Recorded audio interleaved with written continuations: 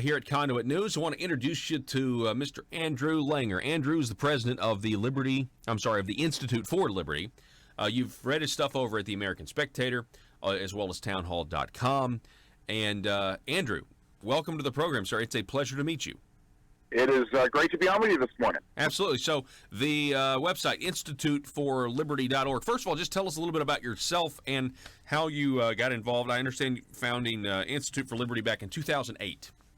Well, I understand I didn't actually found it. I inherited it. I'd like to say I won it in a card game, but no, I inherited it from a friend of mine who became a successful author. I've been involved in politics and public policy for the last quarter century. And I've found that policy is, to me, much more interesting and much more important.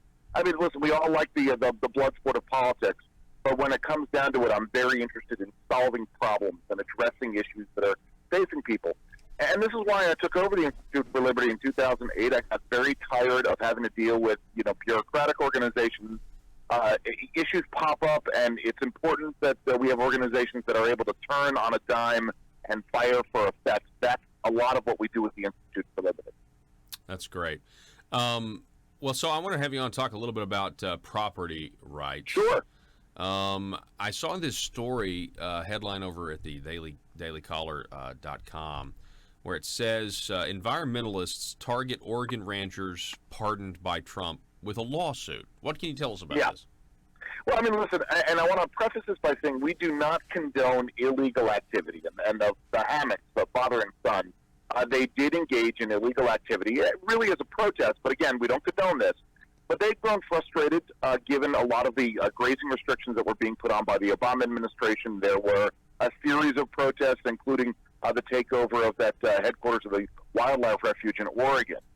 These guys were punished. They were fined. They did their time.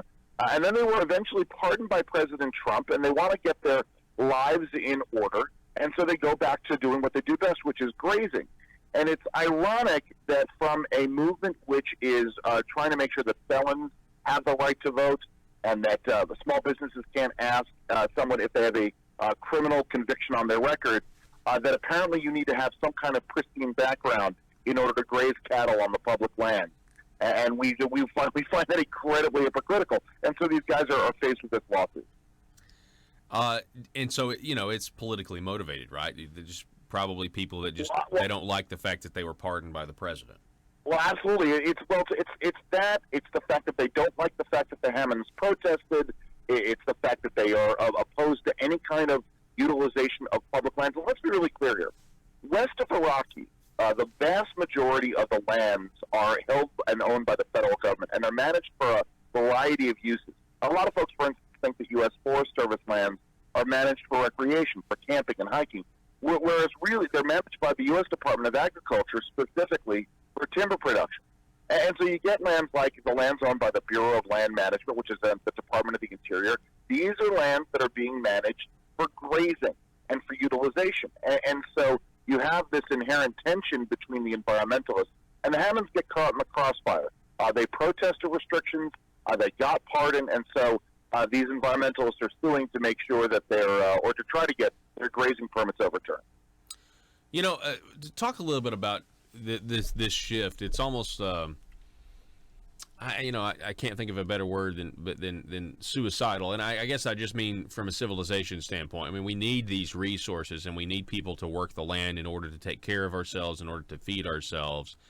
And it seems like we have people that have just completely forgotten that. And so, go ahead. Yeah, you have folks that are sort of engaging in this surrealistic living, where they think you can attack these kinds of institutions. We're dealing with. I'll talk in a second about China and rare earth resources. Plays into it, but also from an intellectual property rights standpoint, folks who don't see that when you use the power of government to attack intellectual property, that you have a real. I agree with you. It is essentially a suicidal tendency. We've seen an instance in a number of states, Oregon, North Carolina, Arizona, in which cronyist interests are using the power of the legislature to attack the intellectual property rights of people they do business with, to get the government to jailbreak contracts. That's a bad thing. We think folks need to pay attention to that. But in terms of this issue of the land utilization, this is exactly what's going on with China. We've done this to ourselves, both by restricting access to minerals on the public lands, rare earth minerals on public lands, and then by not ratifying the law of the sea treaty and taking us out of the game from getting access to these resources under the seabed. Both of these are tied together, and it is very damaging to the republic overall. So kind of elaborate. What do you mean by China? Are you talking about their quest to have all these rare earth minerals or elements, and they kind of have a corner on the market? Is that what you're referring to? That's exactly it. I mean, China doesn't have any more of these rare earth elements than we do. It's just that China is willing to go the extra step and is willing to remove the regulatory restrictions, or not to have any regulatory restrictions on getting them. We could, if we wanted to, much in the same way that folks said that we could not be a petroleum independent or a petroleum exporter, and we did that to ourselves over the course of many years of public policy. We could, if we wanted to, become very competitive on this if we would remove regulatory barriers and if we would go down the road of ratifying the law of the sea treaty, which would give our U.S. companies access to these minerals under the seabed. We've done neither, and so we are caught behind the eight ball. Not that I didn't really want to get into this necessarily, but no worries. I can't help ask the question. So, what do you think about the trade war with China? I mean, if anything, it's good that it has exposed yet another way we could be independent. Well, that's absolutely true. I mean, it's one of those situations in which you have to think empirically about global trading markets. And as my father said to me on New Year's Eve, he said, Andrew, there are many roads to utopia. All, however, must traverse the surface of the earth. You have to be willing to deal with the world the way it is, not the way you want it to be. And so I'm a free trader. I believe in free trade. But I also have to recognize that there are countries out there that massively distort the marketplace. And so we have to be willing to engage in the same kind of economic tactics in order to make sure that America puts its own interests first. We could spend hours talking about this. The Jones Act is a prime example. It's something that I initially, on its face, would oppose. This is this act that sort of restricts the ability of American flag ships. They have to be built in America. They have to be crewed by Americans. And on its face, you think, well, this is anti-competitive. But then you realize there are other issues at work here, including making sure that America has a shipbuilding industry and a ship repair industry for national security reasons. So you have to deal with the world as it is. We're talking with Andrew Langer. He's the president of the Institute for Liberty. I wanted to ask you one more question about that. Do you find it odd that the political establishment seems to be more comfortable with China than Russia? A couple of examples. We do have wide reports of Chinese lobbying American politicians by paying their children money. It seems to be acceptable to do business with China in terms of taxpayer incentives. Here in Arkansas, we've got several deals with Chinese companies that are supposed to come here, use our resources, send the profits back home, but they're all on hold. I'm glad, because of the Trump stance on China. If that were Russia, though, if we had these reports of Russia doing these things, I think people's heads would explode. So why does it appear that China is more acceptable to do business with? Well, besides the fact that China has spent a great deal of time and effort to try to burnish its image, they have a very closed society. You really can't see the abuses that go on there, and China's been very subtle. A lot of folks forget that back in 2001, after George W. Bush took office, all of our attention was focused on the Chinese threat, which is part of the reason why we missed the 9/11 attacks, because that's where our focus was. China was the big competitor on the global stage. I think China has spent, in the last, 18 years, China has spent a great deal of time and effort to engage in a real PR war, sending lots of students to America, making sure that they pay full freight at American, public universities. The Confucius Institutes on campuses across the country, really working hard to build this cultural bridge. And a lot of folks simply don't recognize that there is an inherent problem with a country that steals the intellectual property of others and uses slave labor to put it out. That's a big, big issue. Yeah, it really is. Okay, so back to this idea of environmentalism. I'm sorry, we got off. No worries. It happens. Do you find it odd? I was watching. What was it last night? The newest addition to the Predator series. Back in the '80s with Arnold Schwarzenegger. So Sure. The new one. And they worked climate change into they ruined the movie. Like towards the end of the movie, you're watching it, it's typical, and all of a sudden it's like, oh well, what are the predators doing here? And it's like, oh well, they know that because of climate change, that we're about to be extinct, and the predators are going to take over the planet because they like. This was also the plot of the Charlie Sheen movie, The Arrival. Oh, okay.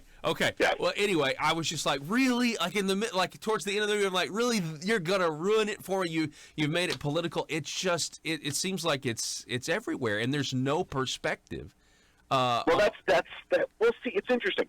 I'm sorry to interrupt, but it's really interesting you bring this up because I had this conversation. I haven't watched it yet, but there's this the new HBO series Chernobyl. Right. And really good. If you are someone who is interested in Soviet history, interested in the problems with Marxism and the problems with socialist republics, this is really good. And the creator of the show has had this come out, feels compelled to come out and say, well, I didn't intend this to be some kind of talisman for conservatives to come out as some sort of anti-Marxist, anti-socialist tone. And the reason why it's so popular is the same reason why these the center-right movements are moving forward everywhere, because people are seeing they are pushing back against the mytho history. And again, all of this is tied together. The surreal world in which the progressives are pushing on us. We all know that we live in the real world. We live in a world in which, when you have unrestricted migration and you can't control for security, there are bad things that happen in Europe when this happens. It's same thing on the southern border with America. Same thing with regards to trade.